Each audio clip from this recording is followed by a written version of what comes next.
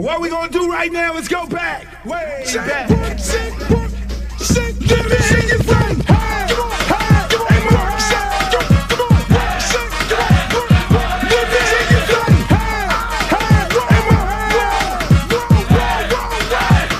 because they do the round, fat girls like do the round, woo. Fat girls, let me see you grind, woo. Fat girls just doing their own thing, right there with the fat thing. Fat girls just shake them thighs, fat girls don't make count right. Excuse me. Baby. What's up? I thought you was gonna start hanging out with the big girls again. What is all this trash? Bitch like fat girl, hit the ground, hit it up and hit us up, sound. Fat girl just looking so sweet. Fat girl don't make it deep. Fat girl just shake it, don't break. Big girl, let me see you do a spin. Let go, let me see you touch the ground. Shake it out, shake it out, back down. Top beers in the house, burn it out. Work it, work it, work it, work it, big girl, big girl, big girl, big girl, big girl, big girl, big girl, big girl, big girl, big girl, like you around. Fat girl keep going, don't quit. Fat girl just move the damn hip. Fat girl get down, don't stop. Fat girl wanna see the pop. Shake it stuff, fat girl, shake it fast. Fat girl nigga wanna see that. Fat girl bounce like a pro. Fat girl don't know what you know. Fat girl shake till you rip through what? On the web wet, hard part two. Looks in the house, y'all know the game. Fat girl don't have no shame. Shake that ass, bounce to the beat. Fat girl shake it, jiggle at me. St. Louis, back to the top. Like I like to do the rap. Work it, work it, work it, big girl, big girl, big girl, big girl, big girl, big girl, big girl, big girl, big girl, big girl, big girl, like do the rap. Hey, hey, more hey. Let me hear you say, hey, hey, more hey. Big girls like do the rap. Shake, work, work, shake, work, shake, work, shake, work, shake, shake, work, shake, shake, work, shake, work, shake, work, shake, up and down, to the ground, to the ground, to the ground. Now sick of this. Now I want to show y'all a real show with the big girls. Oh, fat girl, brought three. Can't hang with 100% beat. Fat girl know the happen, no quit. Fat girl run like you own it. Put your hands on your hips and grip it. Now new, I'm gonna look like it off the that. Fat girl bring crew to top the climb. If not, I'ma pull the business down. Fat girl bounce hot, stop tripping. If you do get chicken and hot bitch with a lot of rock, come to the night speed. I really shit get the day in the world cheese. Bounce fat girl, show the boys a shot. Let me see if you fat or not. Don't put fat girl, y'all like the damn let you out. Let me see y'all do the rap.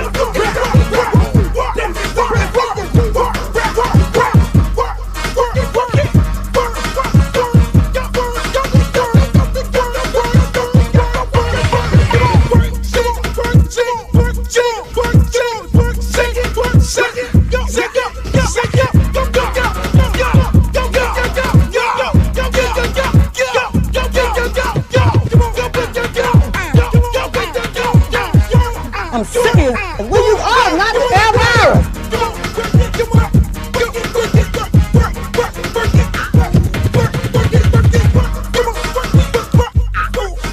Oh, not the Britney Spears. Hey, how you doing? Big girl, big girl,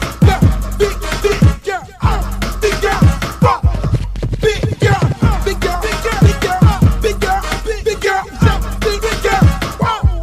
Oh, but ain't the little leprechaun. Girl, your beat is so up.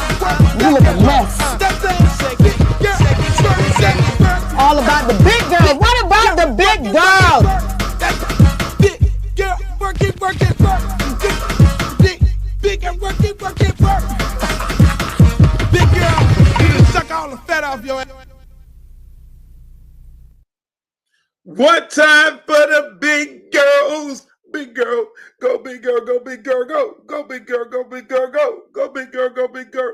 Hey, yo, what up? This your boy Uncle Luke. Welcome to another edition of the Uncle Luke Show podcast, where we stick to the business. We stick to the business, baby. That's what I'm talking about. What's up, Coach Fred? I see you, Glow. I see you, Bobby. That's right. Let's go, baby. Let's go. Let's get it on.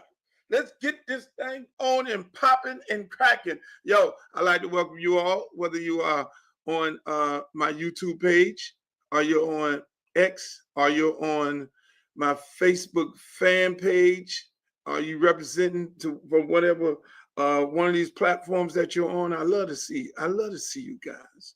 I love to see you guys on here because you are what makes the show. You are what makes the show. Let me tell you like this here. It's a beautiful thing when you can come on here and talk some good shit, and you don't have nobody telling you what to do, and you don't have nobody telling you, hey, look, you got to do it like this. You can't say that. You can't say this, but you can get on here and speak your mind. That's why I've always been a person. I've always been a person who has never been controlled. You can't control me. I've always been independent. I am the definition of independence. What you see right here, that's independent. That's Luke Records independent. I've stayed independent, always been independent. That's just me. You know, I can't be controlled. I'm like a wild animal. You know, because I got to be, I think for myself. I'm creative of myself. Things I be thinking about, people don't think about and they don't get it. It's like, you got to ask somebody to do something. You know, yeah, back in the days, I used to work for people and I worked at a hospital. I was a chef. Y'all do know that. I was a cook. So everything, I was a cook, chef, all of it, line cook, pot washer, inventory guy, you name it, mop floors. I did it all. I worked my way up.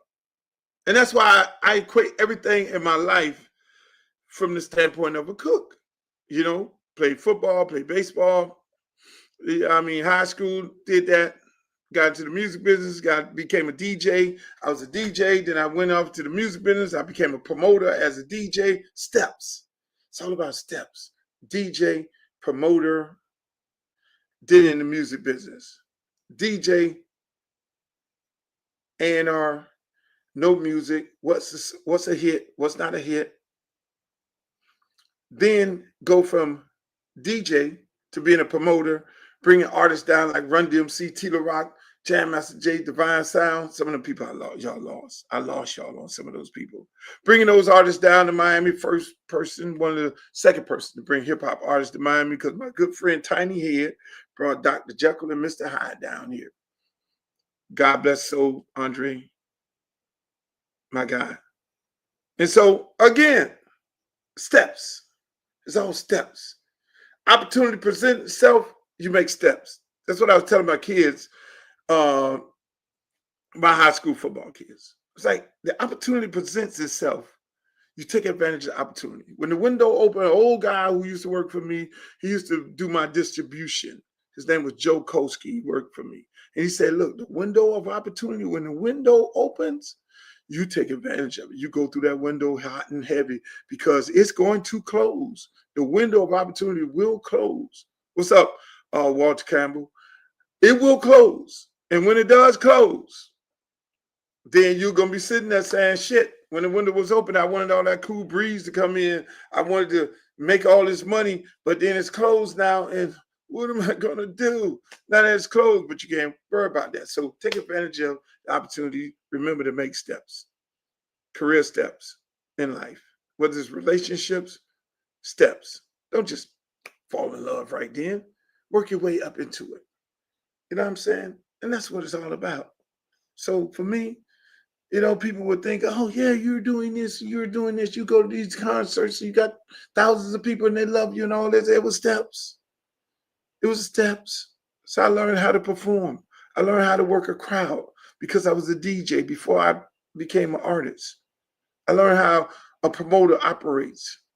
So as an artist, knowing what you need to do, so promoter don't have to tell me to promote the show that he's booked me for. I'm going to automatically promote it because I know the importance of getting the people in the building, because that makes him look good and make me look good also. Some artists be like, I ain't gonna promote nothing. I ain't putting up on my social media page. No, I appreciate when a promoter booked me. And that's why most of the times I sell out. Most of my shows sell out because I let my fans know, because it's important to let you guys know if I'm performing in a city, because y'all want to go. Or some of y'all might have some relatives in that city, and some of y'all might be living in another city, and y'all want to fly over there to that city and hang out with your relatives over the weekend and then go to an Uncle Luke show. That's just how it is. When you look at NFL football, they'll go play a game in a city. What ends up happening? Half the stadium be full up with the fans from another city. That's just how it works, especially down here in Miami. You go Dallas Cowboys playing the Dolphins, half the stadium is full up with Cowboy fans. That's how it works. Dolphins go play the Chargers in LA, goddamn stadium full up, and that's how it works. So that's why it's very important to take steps, because steps along the way. You know, I always tell young people, I'm gonna drop some more knowledge on y'all before I get the show started, because I like to drop old school knowledge, wisdom.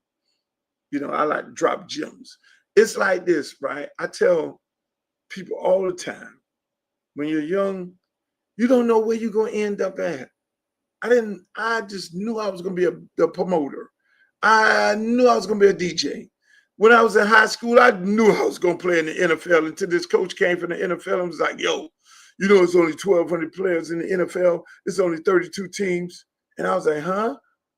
And this man just like shattered all of our dreams. We just knew we were going, and then, you know, and when it's only about 100 and some people get a job every year, and there's tens of thousands of kids coming out of colleges from all across the country. And I'm like, I got to start doing something different. I played football all my life since I was 4 years old. I played fucking 4 years old. And here you are telling me this while I'm going to my senior year because you just came from the league and you blew your knee out. And that just crushed my whole dreams. I was a good ball player. Colleges, all this. Looking, I'm like, fuck this. I got to go work. My brothers and all in college, they're doing great and everything. I'm like, oh no, I be one out of, it's like, damn, they could catch the lottery. Shouts out to the Powerball. They say that thing is almost at $1 billion. It's always like this around the holidays. I didn't go play. I should have played it just on GP. Donate some money to somebody, but that's a whole nother movie. But at the end of the day, people, you never know where you're going to be at in life. So take advantage of every opportunity that you have. You can learn along the way. I did not know. I just knew I was going to be something different than what it was. Hey, look, DJ. Oh, great DJ. Promoter. I want to be like Al Heyman. Promoter. Go from promoter. Oh, I want to be like Quincy Jones. Do music and run the company. I can be like Quincy Jones, performer. Hey, look, if I'm going to perform, I want to be just like the OJs, just like Frankie Beverly, put on a show and be able to perform year after year. But the most important thing is give the people their money's worth. Don't get up there on the stage and make you feel like it's about you. Fans can't leave. No, it's about entertaining them. And so that's why God gave me the gift to be able to continuously perform, go around the country, sell out buildings, people go in there to get entertained, and they're happy about the show. So, speaking of show, enough of all that for the last 13 minutes of me talking about all that. Let me just give y'all the show. The rundown tonight, ladies and gentlemen, we're going to talk about Stephen A. Smith, him and his drama with my girl, Jemele Hill, all my good friends, Jemele Hill, Kerry Champion. You know, I you know, that's a whole nother movie there. We're going to talk about the college football. We got to talk about college football. It is hardcore. It is depressing. It really is. It's really depressing. It's getting to the point where people just don't know. But we're going to talk about that. We're going to talk about Donald Trump calling the girl Piggy. We're going to talk about Lane Kiffin. Where will Lane go? Where will Lane go? Where will Lane Kiffin is my good friend, just so you all know, so you can't come on here talking shit about him, because I will snap. Nobody talks about my friends, just so you know. I am loyal to all of my friends, so nobody gets to talk about them. Well, on here, you can speak your piece if that's what you choose to do, but leave my friend Lane alone. Lane is a very good guy, a great guy. That's my dude. I fuck with Lane. So speaking of Lane Kiffin, we'll start right there. Where's Lane going? If you're in the chat, you know where Lane Kiffin is going at. Hey, Courtney. Hi, Courtney. Hi, Courtney. If you think you know where Lane Kiffin is going at, let me know right now. We're gonna start off with the Lane Kiffin saga as to where is Lane going. Is it LSU? Is it Florida? Come on. I need the chat. I need y'all in the chat. I need y'all in the chat. Tell me, where is Lane going? Is it the Miami Dolphins? Hey, Lane Kiffin did coach Dart. New York Giants is looking for a coach. Would Lane be going to Broadway? That's a thought. Lane Kiffin, he did coach Tua. He coached Tua. He did coach Tua. The Dolphins may be looking for a head coach. That's kind of interesting, huh? See, a lot of these things y'all ain't think about. A lot of this stuff you guys did not think about.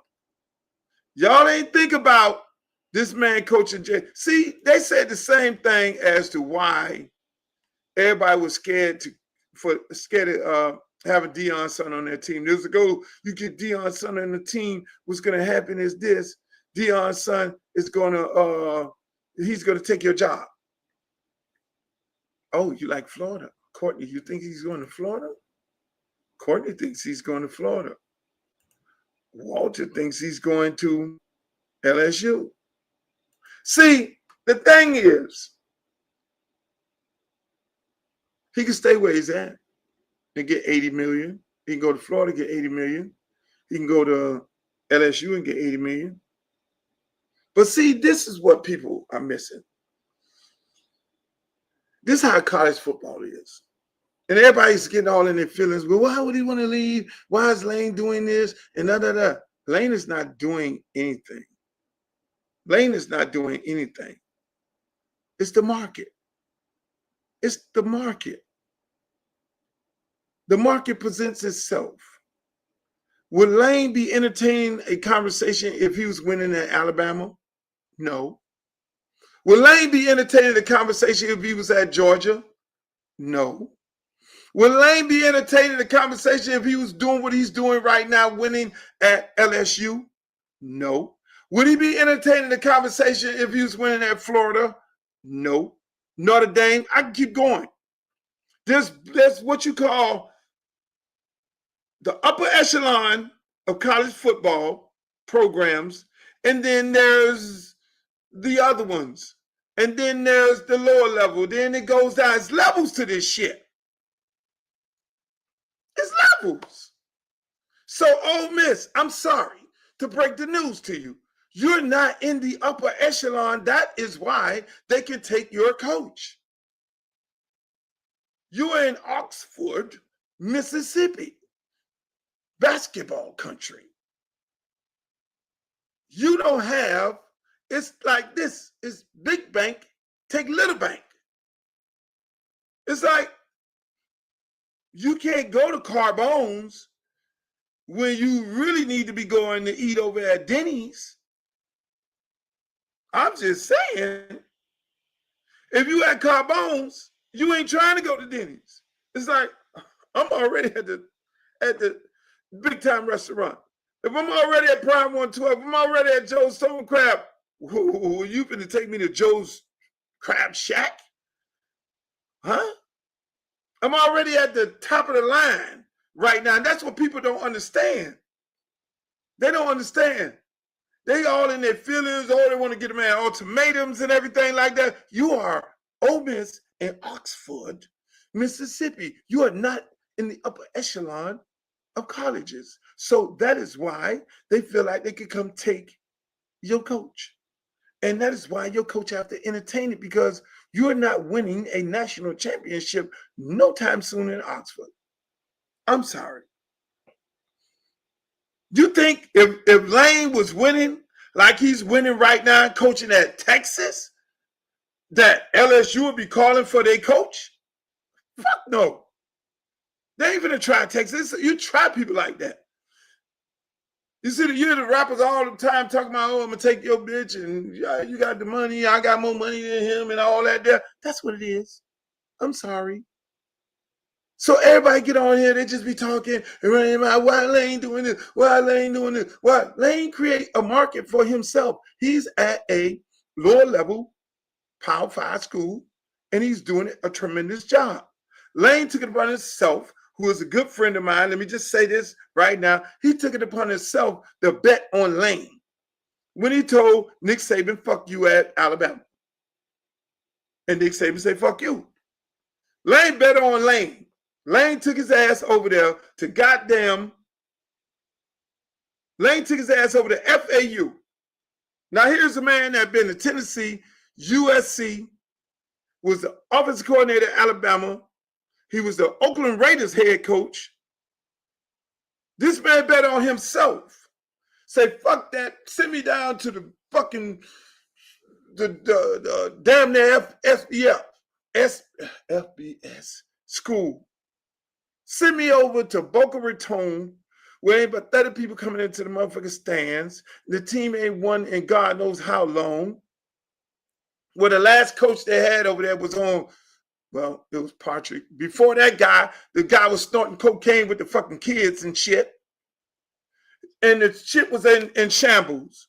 They were practicing next to an airport where all you do is smell jet fumes on the practice field. That's where Lane went at. He bet on Lane Kiffin. No facilities. Weight room, your weight room at your housing complex and your condo was better than the weight room at FAU.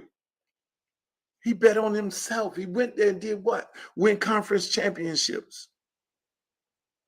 Bet on himself. Then he got the job. After winning over there, he resurrected himself. All your shit y'all talk about me, Lane Kiffin, I'm finna show you I'm going to go over to the worst of the worst. I'm going to take me a team that ain't doing shit, and I'm going to go win. And he won a championship. And he won consistently. And to build himself up to be mentioned to go where? To a Power 5 school. The best Power 5 school that was available at the time was Ole Miss. Lane wanted to go to Miami. When they fired Mark Richt, Lane asked me to ask the powers that be at the University of Miami, athletic director, and any other big-time booster, and I told him, the man said he'll walk to fucking, and literally, that's what he told me. He said he'll walk to Miami if they give him the job, if they gave him the opportunity. This was before Manny Diaz. And I said it. And I told the fucking athletic director. And the athletic director said, well, some of our boosters might leave. Some of our boosters might leave. I said, so I went and told Lane. He said some of their boosters might leave because they might want somebody different. And Lane had a booster with him. I ain't going to call the guy name. From Boca. He said, fuck that. Whatever they was putting into the program, I'll double. So it ain't about boosters leaving and putting money back into the program and the resources back into the program. This guy said, Luke, let him know that. I let the AD know that. I'm telling you a true story. I let the AD know that. And I said, matter of fact, don't take my word. Here's his number. Here's his name. You can go verify his income. Call up the booster. Say, he'll tell you. Lane is his guy. And we all three of us right now today, we still communicate right now on a regular basis. Am I going to tell y'all what the fuck we talk about? No, I'm not going to do that. Because certain things are private. That man wanted to work. They didn't go get Manny Diaz. The fuck? He had already left, went to Temple. It's like, oh, well, we got a shot. These fuckers went and bought him out the contract at Temple. They paid Temple. The man was there for like 2 weeks. See how this dumb shit go? And next thing you know, they had another opportunity. Manny Diaz fucked it up, losing the FIU and all kind of shit like that. Another opportunity. Lane Kiffin again. Yeah, Mario Cristobal. That was my top two picks. Mario Lane.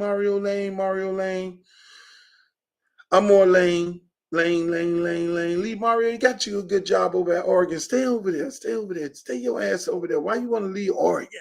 They got everything. 1,000 uniforms, facilities where you sit on the toilet and the toilet wipe your ass, gold plumbing and all kind of shit. Say, what the fuck you coming over back? I want to come back home. And we know Julio Raimundo's down there. They would love to have one of their own. So that's what happened. That's how Mario Lane lost out to Mario. Then Lane goes over to what? Ole Miss. And I'm not going to talk about who's doing what and how they doing it, and who's winning and who ain't winning. You know what I'm saying? I'm going to leave that part alone because I want both of them to win. But at the end of the day, both of my guys that I recommended, they're doing very good. One is doing better than the other one. So what happens? Now Lane is the hottest motherfucker in America. But everybody want to get in their feelings and say, why are you talking right now? Why? But he's not talking to nobody. He's under contract. Come on, people. He's under contract. He's not talking to nobody. And let me just do this here. Let me let y'all hear from Lane how he thinks about today's football in this world. Make up a good job for a college head coach. What's the top of your priority list?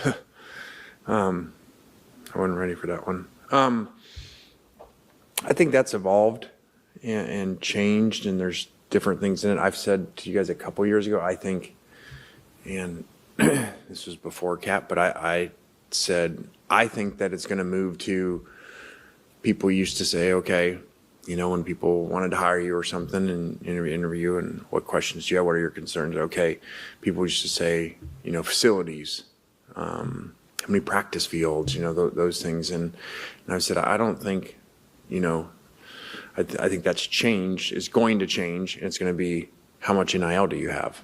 You know, when it was all collective, you know, how is your collective? How's it run? How much do you have? Because that's before this, that was the salary cap, meaning that's how much money you're going to have. And I know some people sometimes think, well, okay, that's not a big deal, but just look at professional sports when it's not the same, like baseball and the payrolls. And over time, who wins and who doesn't win. And somebody may have outlier years once in a while. But, and so now that's a little equaled out, but there's still, how much are you giving to Rev, you know, to your football program? And then how much do you have collective wise? You know, I think it's a big question, but you know, people will talk about it's narrowed, like I heard Coach Saban say, and some stuff has narrowed, and as I've referred to, because you can't stockpile, you know, at those, whatever blue bloods you want to call it or refer to it.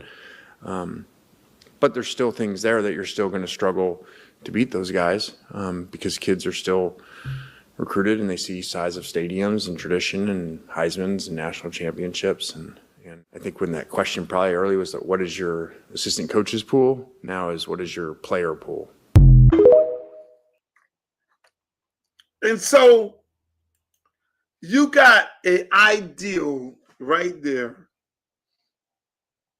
You got an idea right there of Lane Kiffin, how he thinks. Right there. You got an idea of how he thinks.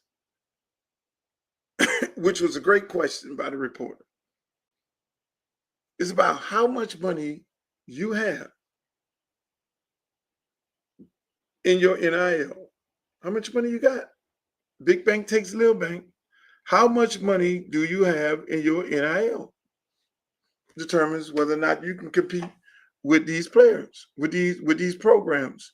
How big of it ain't, like he said, it's not about facilities anymore. It's about how much money you got in your NIL. Because everybody playing at a different level. It's not like NFL. It's not like Major League Baseball where you got a cap. NFL, they got a salary cap. You can only spend this amount of money. So then now it determines, it really falls into who can pick the best players, who has the best program. That becomes real hardcore evaluation. And college football is who got the biggest bank. But then again, the biggest bank don't always end up with the biggest wins. Miami has had the biggest bank for the last 3 years. Damn near got investigated the first year of NIL, $20, $30 million. buying up everything and everybody. It hadn't resulted into wins right now this year. Top 5 programs. Top 10, top 5 programs. Miami's in top 10 programs. Alabama's not there in spending.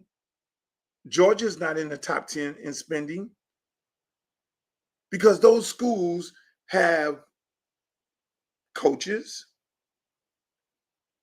players who want to come play for them, and the tradition. Everybody else got to spend a bunch of money. They got great coaches at these different places. So at the end of the day, people are here. They want to win. They want to win, by all means necessary. So when you go back into the initial part of this conversation here, why is people trying to poach Lane Kiffin from Ole Miss? Ole Miss just ain't in the same ballpark. It makes sense for them to go to Florida, yes, because Florida has talent. And it ain't all about money. It's all about where the talent is. The talent is in the state of Florida, Georgia, Alabama, Texas, and California kind of fell off. That's where most of your national championships come from. Florida, Georgia, Alabama. Florida ain't been holding up his end of the bargain. So are these LSU? Yes, great talent in Louisiana. Just been missing the coach. Ohio State, big bank, spending big money at the top of the line, but they're spending the money on the right players, and they're spending the money on the right coaches. When you look at Georgia and you look at Ohio State, they have top of the line assistants. They have former head coaches as assistants, along with their big money spending players. There are teams who are spending a lot of money, but they got hot garbage coaches. It's almost like you open up a Mercedes-Benz repair shop, but you got Toyota mechanics. You know how that shit gonna end. So it's what Jimmy Johnson and Howard Schnellenberger created the blueprint, which Nick Saban kept the blueprint moving. I am going to hire the best coaches on the staff. If your staff is shit, 9 times out of 10, you can spend all the money in the world. That's why Lane is winning, because Lane has a great staff. And Lane is a hell of a head coach. He's a coordinator. He's the offensive coordinator, and he's the goddamn head coach. His defense always be on some other shit. That's what he got to fix. But going into the state of Florida, or if he goes to LSU, he'll have big-time players coming there on the automatic. Added to what the NIL dudes, almost like the free agent guys that they'll bring in, and he'll win. So that's why people think he's so hot, because he knows talent. He's like Bush Davis when it comes to knowing talent. Certain guys know talent, and certain guys don't. Certain guys need to spend a bunch of money. Certain guys know talent. Certain guys are going to spend money in the right places, like on their coaching staff. Buddy over there at motherfucker Ohio State, until they start talking about firing his ass, then he got it. Let me put this playbook down. Let me let another motherfucker call this shit. Let me go hire the baddest motherfucker here. And that's what you got, people, unfortunately. Speaking of hiring people, y'all heard what Donald Trump said. This motherfucker crazy. Trump crazy. When I tell you Trump crazy, Trump called the reporter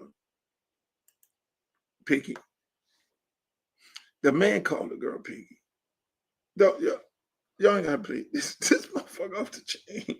This motherfucker off the chain.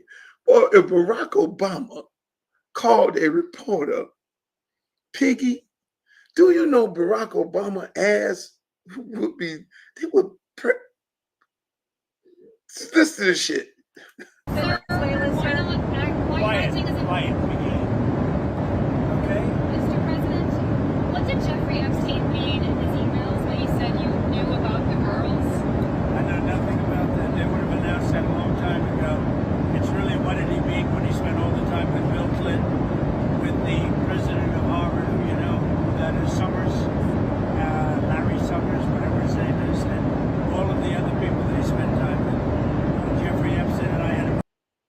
Trump, there's two things came out of that.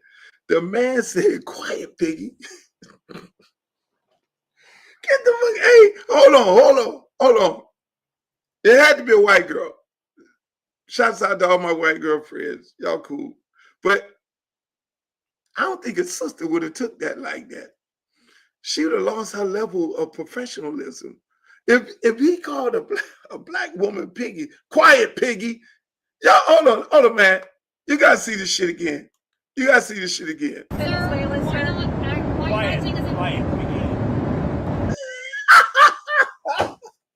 it, I just hit my motherfucking head. Oh, God. This man Trump about to get me kill myself up here. This man is off the chain. I can't make this shit up.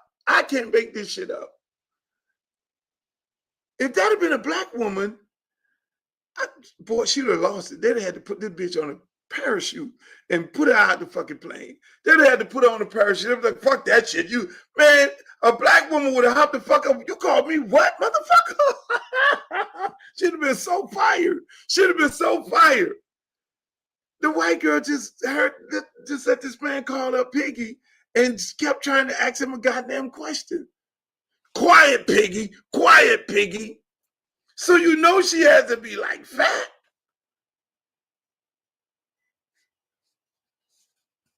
I done hit my motherfucking head. Y'all about to give me a goddamn Trump about to give me a motherfucking concussion right here.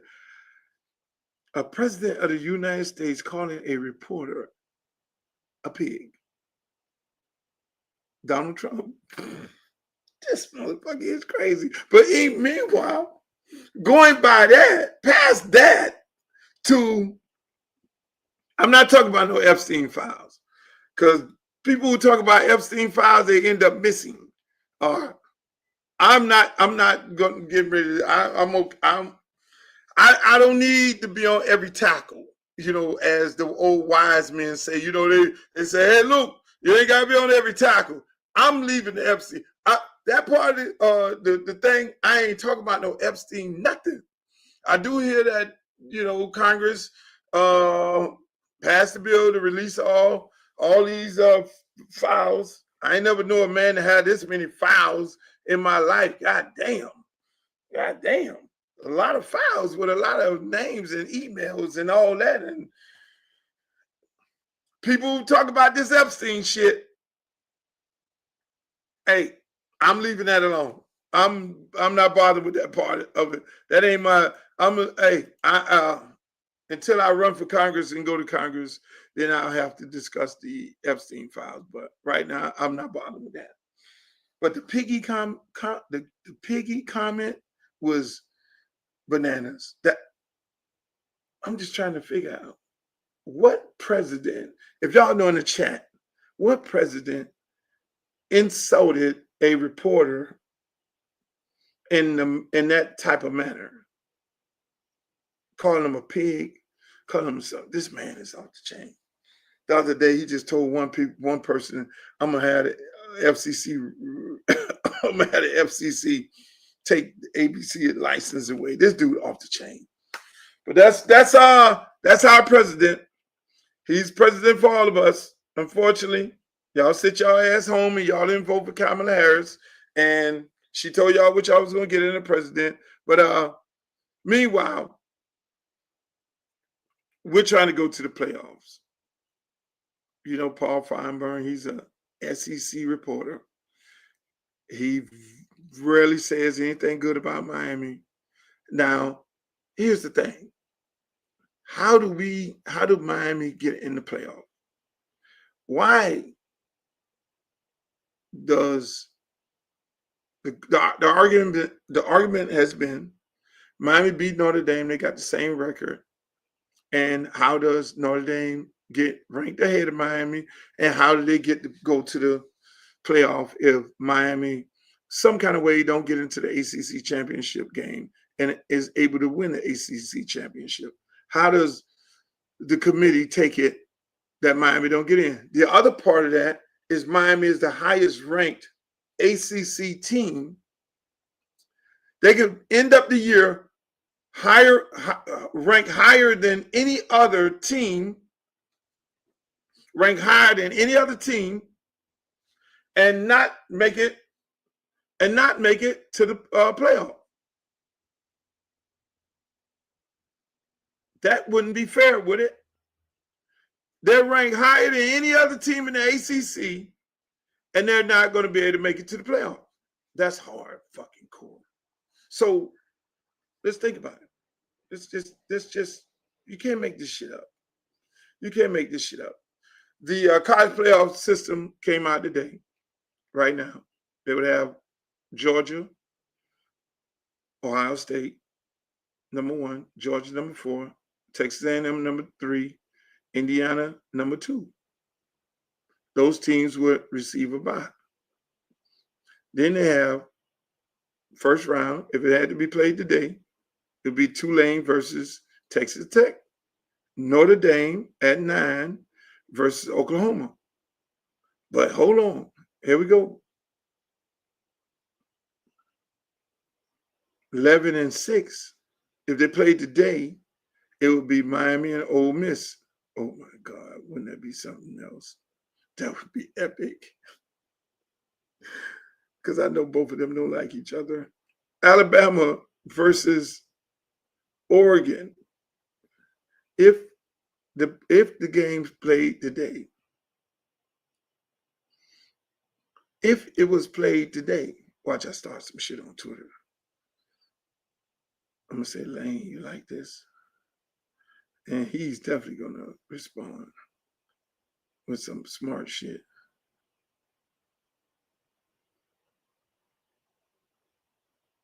This.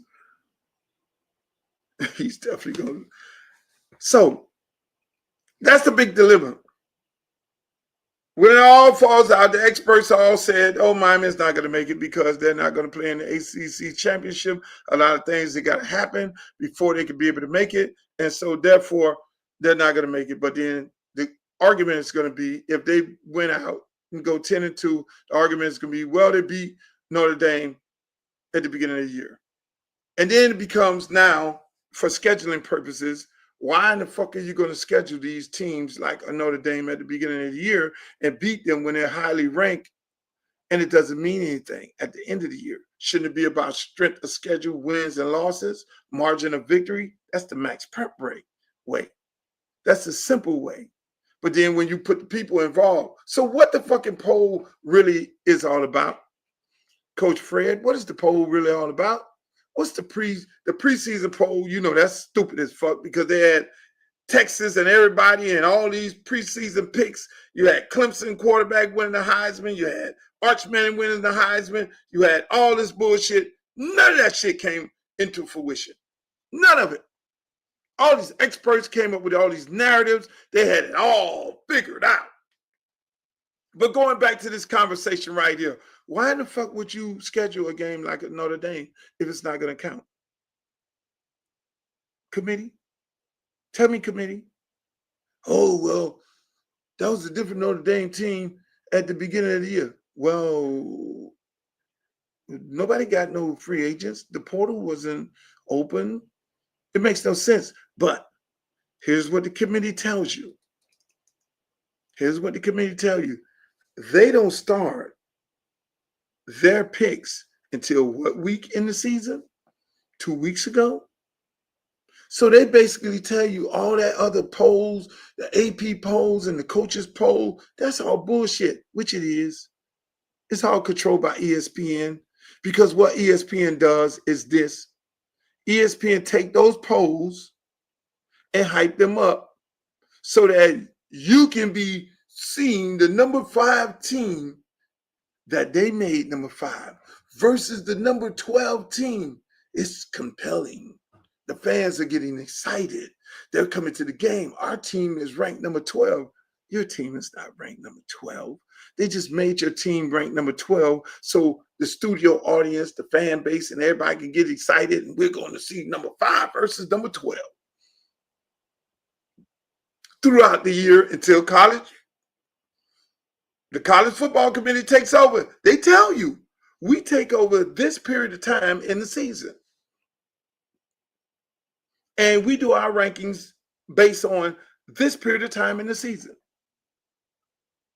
So what happens? You're sitting there looking stupid in the face, thinking that you're really getting jacked up. They're really telling you.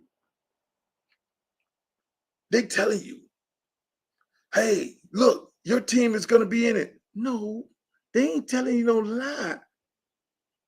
They're not a fraud. The fraud list is the college, is the coaches list, and the AP list. Those reporters, thousands of reporters that's voting, they stick it in the computer and they give you that list based on what they see. You think for 1 minute a college coach can put a list together of the top 25 teams? How the fuck can he do that? Realistically, a college coach is on the plane coming back home. He got an injury report that he has to deal with. He has a scouting report of the next team he has to deal with. He has to evaluate his team. He has to evaluate the opponent's the team that he's getting ready to play against. He has 1,000 meetings with the AD, with the boosters, fundraisers. He got to meet with his coaching staff. He got to go through the game and he got to report the grades of each player on the team. He has to look at the things that they did right and the things that they did wrong. When the fuck does he have time to look at the other teams? When has time to look at 25 teams and then make a determination as this is the top 25 list that he came up with? What fucking college coach can do that? I can't do that. And I'm a high school coach because I'm too busy buried in the fucking film and dealing with everything else that the principal and the athletic director and everybody else has to deal with. And on top of it, deal with the team, the issues of the team, and then get prepared for the next game.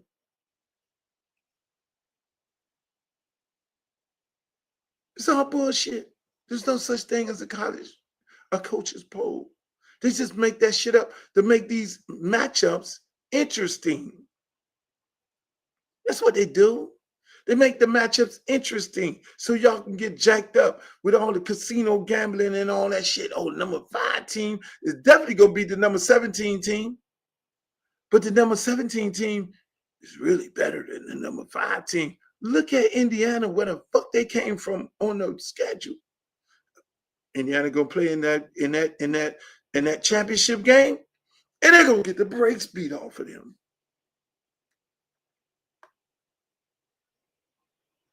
That's how it works, people. Yes, Coach Fred, it's straight high stake window dressing.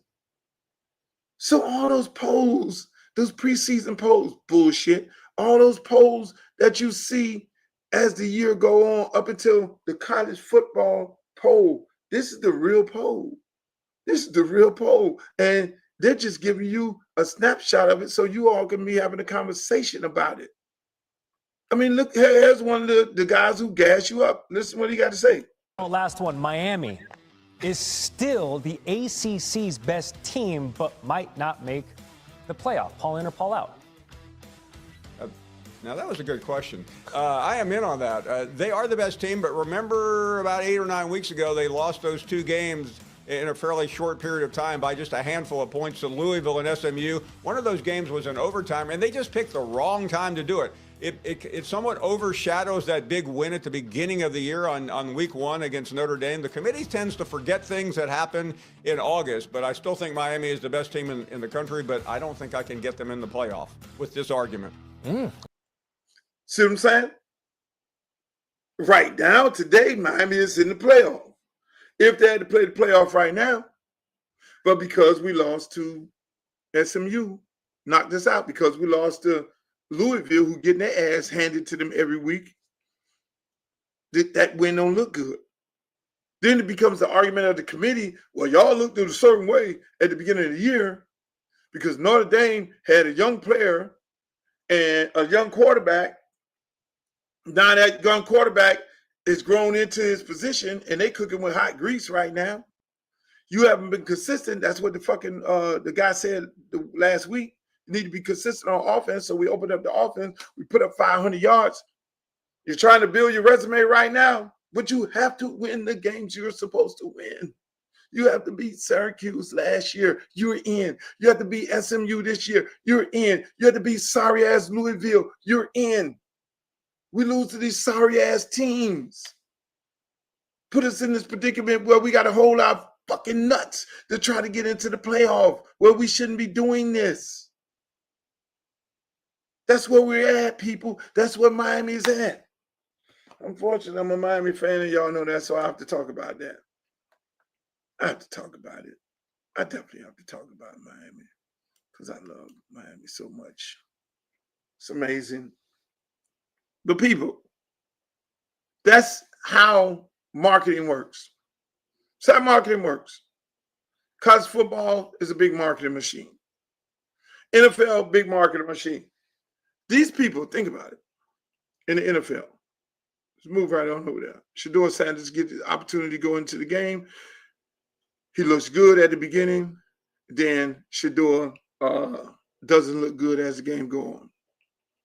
The Baltimore Ravens does what you're supposed to do. They're supposed to blitz the shit out of a rookie quarterback. They're supposed to blitz the shit out of a rookie quarterback. And that's what they did. They did with, hold on. What do you mean? So you're saying Miami wasn't good? Is that what you read from my whole conversation? No, Miami was good. We beat Notre Dame. We beat a lot of other teams. We lost to the teams that we shouldn't have lost to. We've only lost 2 games at this point. That means we're good enough to be in the playoffs. Notre Dame lost 2 games also. One of the games was with us. Does that make Notre Dame bad? No. We were good enough. We just did a fucked up job of coaching. We got talent. We did a fucked up job of coaching. Basically, coaching malpractice. That's where we fucked up at. So the team is good enough. The coaching, that's what happened there. Follow the conversation, like Glow say. Follow the conversation. Trying to help you along the way. Just stay with me. Stay with me. Just like Bobby said, it's not over yet. It's a long way to go. It's 2 parts of the season. I'm trying to tell you all, it's all entertainment, people. Everything is entertainment. Shedeur Sanders, we're talking about Cleveland Browns every fucking week. Everything, TikTok, Instagram, Facebook, YouTube, you name it, Twitch, every platform, X, every platform in the world. We're talking about fucking Shedeur Sanders getting in the game. Shedeur Sanders got in the game. Everybody ran to the TV. I'm out there cutting the grass. Run to the TV because my Cowboys played yesterday. Monday Night Football. We won. We beat the Raiders, just so y'all know. But everybody ran to the TV. Oh, shit. Shedeur is in. And they run to the TV. Bam. He looks good. Couple plays. Boom, boom, boom. Then what does Baltimore do? Like I said before, what a great defensive coordinator is supposed to do. You're going to blitz him. We're going to send the whole kitchen sink. We are not letting him sit back there and get comfortable and throw the ball. So they blitz him. And that's what they did. So he didn't look good when the blitz came. He threw an interception. He didn't make no bad choices. He could have redeemed himself if the guy caught the ball at the end of the game. He threw a fucking dart down there. But at the end of the day, people want to jump on Shedeur and say, oh, he's a 5th round pick. He ain't that. If you know football, you would have saw, number one, you'd know that when you listen to the press conference, and if you've been following this whole shit show in Cleveland, you've known that he has not gotten any first-team reps. If you listen to his press conference, he told you he never even got a snap from the fucking center. In his press conference, he gave you nuggets, but they just totally disregarded that because everybody want to paint their own picture of this guy ain't it. It's all bullshit. If you looked at him not standing upright and taking these sacks, that's because people miss blocks. the little running back, no disrespect to him, he got his ass handed to him. If anything, people should be talking about the little running back. Every time they blitzed him, he let the man go, and he's right in and should do a chest. You only blitzing a certain amount of people. You got a certain amount of people you're blitzing, and you have a certain amount of people to block. That's football. So if somebody get back there and tackle him or force him to throw the ball faster than he needs to throw it, that means somebody up front fucked up. But the people up front is not getting blamed. The guy in the back is getting blamed because he got sacked. And he had 1 second to throw the ball when technically you're supposed to have 2.5 seconds to throw the ball. Now go back to the no reps. When you get reps, you get to learn your receivers. He said in the press conference, hey, look, I like certain things. I look at certain things in my receivers, when they break and certain things like that. I know the one guy who I completed the ball to, I know him because he's on the fucking taxi squad with me. So I already know what he like, and that's how I was able to get the ball to him when I need to get the ball. But the other guys, I don't know them like that because I have not gotten any first team reps. I have not, and nobody ain't staying over to play with me because that would be shade against the head coach. If the receiving core was to stay at the practice and work with Shador, number one, it'd probably be a fine because the NFL only allows you to practice a certain amount of time. So I'm pretty sure Stefanski makes sure he runs out all the time so he can't do none of that shit after practice. Mind you, remember in the preseason, it was so bad that the coach wasn't giving him first team snaps in the preseason. He was throwing the ball to the trainers and the janitors and the ball boys. Remember that? This shit doing. He's the guy that Stefanski hates, don't want on the team, not even giving him no opportunity. Now, fast forward to this game that Dylan Gabriel get hurt, and now he throw this boy in the game against the goddamn number one defense, not number one, one of the top defenses in the NFL.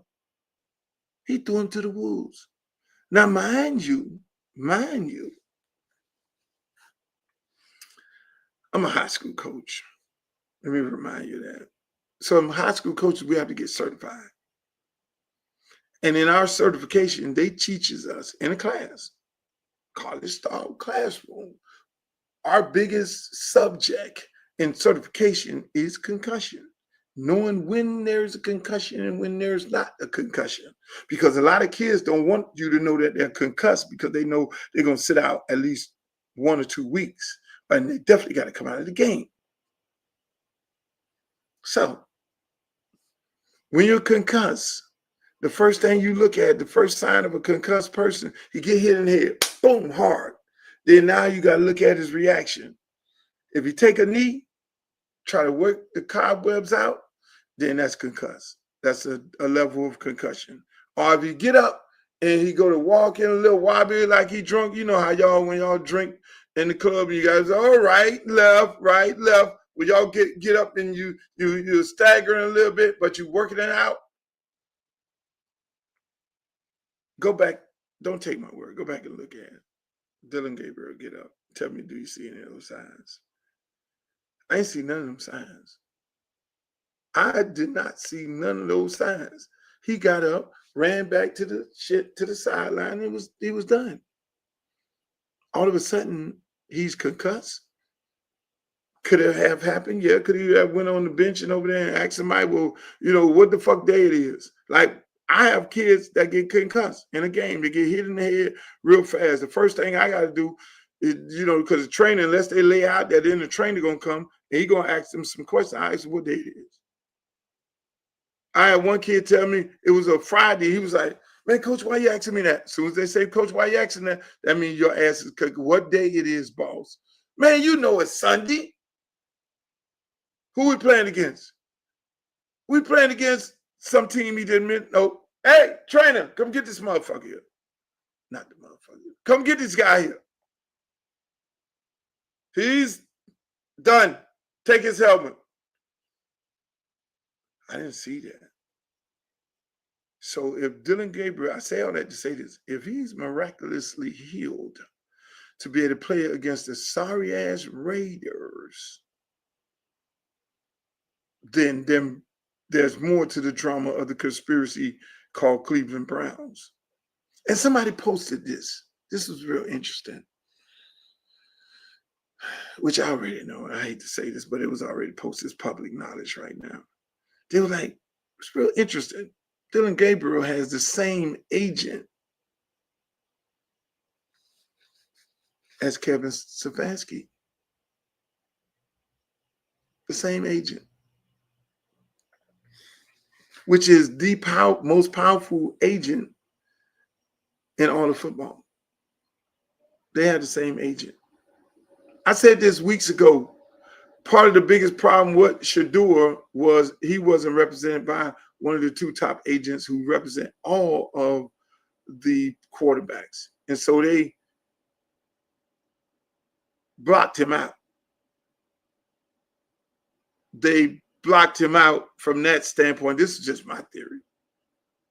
Because the two agents who represent majority of all of your quarterbacks represent all of your head coaches and the top head coaches in college. And most of them represent the general manager and president also. What's the old saying? Follow the money. So would it be Kevin could lose his job right now and tomorrow? They could fire Kevin Stefanski, and that's the Cleveland Browns know that. He's going to get a job tomorrow because his agent is the top agent in the business. So they sitting up there with the big cojones like, fuck that shit, man. Play our boy. They could talk all the bullshit they want to talk. He goes to the press conference and let his motherfucking nuts hang. What? You said what? No, we're getting Dylan ready. Why are you getting Dylan ready? Why are you getting Shador ready? We're getting Dylan ready to play. Dylan is our quarterback. Shador is here. Hey, look here. I'm only talking about Dylan. What the fuck are y'all talking about? I already got my marching orders. These motherfuckers in the back right here. This Stefanski. These motherfuckers can fire me. They can fire me right now. My agent is the big dog in college and the pros. He will find me a job. I will have another job. Plus, y'all gonna pay me because y'all just gave me an extension a year ago. So pay me my motherfucking money. I'm gonna do what the fuck I want to do. Fuck this nigga GM. So that's how that's going. That's why he's sitting up there like, huh? My agent is the GOAT. By the way, he's Dylan agent. Shador don't have a GOAT as an agent. He has a GOAT daddy who is his agent as a player. I love him to death. That's my brother. But now if it was that other agent,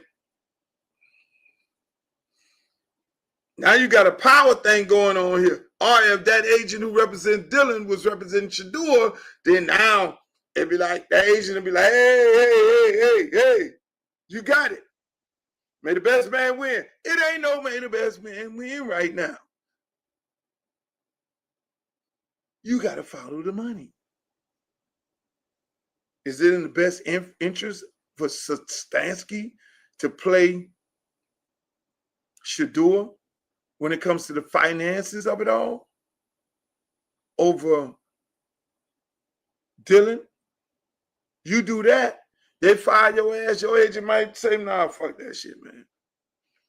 I can't help you. I'm going to leave your ass out there. So Stefanski is in the catch-22. He's like, fuck y'all Cleveland Browns. Y'all fire me tomorrow. You're going to pay me. Plus my agent is going to find me another job.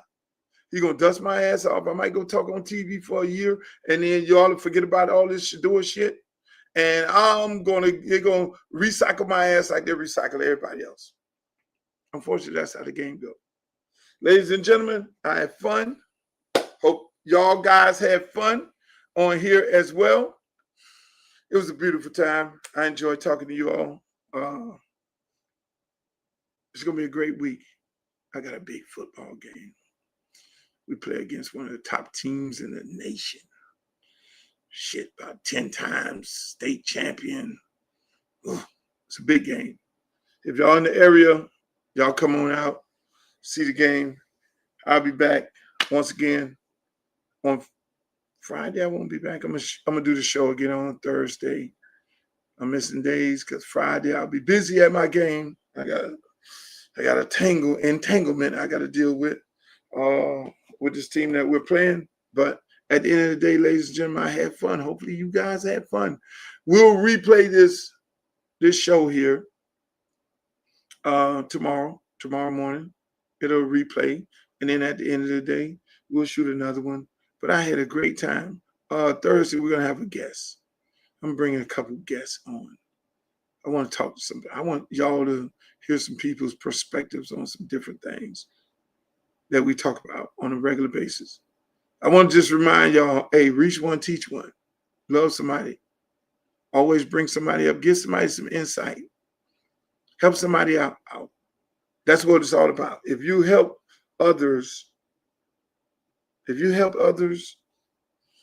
good things will come to you, but don't do it for good things to come to you. Just do it for the mere fact that we need to be able to pull somebody else up.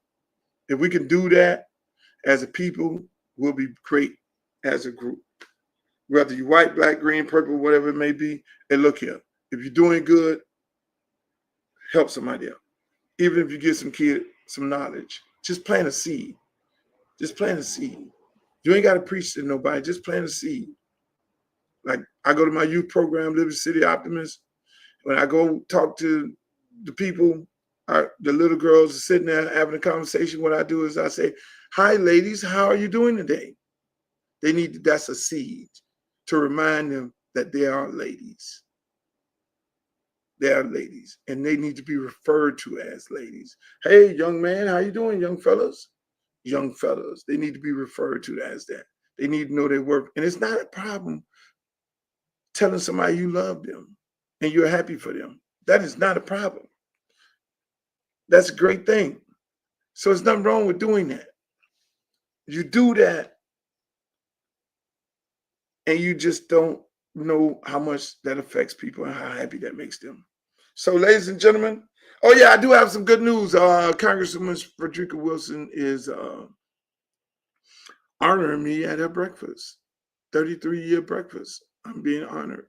I'm going to be I'll tell y'all more about it. But that's a great thing. Thank you, Congresswoman Frederica Wilson, for the invite. It's an honor. I really appreciate it. I'll be there to the breakfast, bring my son. Hopefully by the time I go to the breakfast, I have a date. I have a couple candidates, lady friends. I ain't gonna tell y'all who they are. Nice, beautiful ladies. Unfortunately, I gotta do like the NFL. I gotta cut. Let me leave y'all alone. Let me let y'all see my show the other day. Welcome to Club Quarantine. This is my man D Nice. This the motherfucking one. I'm gonna stop y'all. Hold on, man. We saved all our fucking lives in the goddamn pandemic. Y'all give it up for D Nice.